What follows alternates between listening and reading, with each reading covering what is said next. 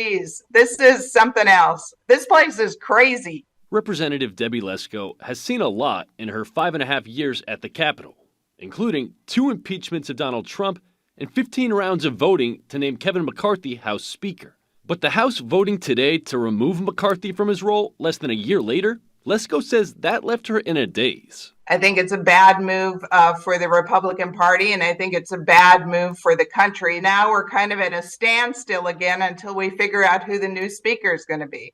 Lesko says there will be a meeting next Tuesday night for Republican candidates who want to be considered as the next speaker, and that the plan is for there to be a vote for new potential House speakers next Wednesday. But former Arizona Republican Representative John Shadegg says he wouldn't be surprised if naming McCarthy's replacement takes a while. My bet is it's not going to be quick. They've got to try to find an individual who is acceptable to everybody.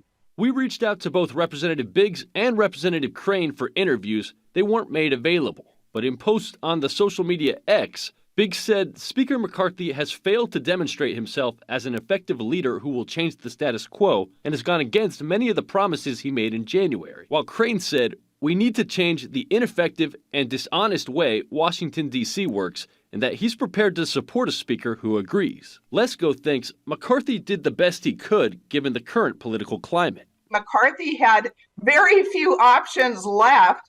And so I think, quite frankly, that some of those 8 people purposely set him up so that they could take him out.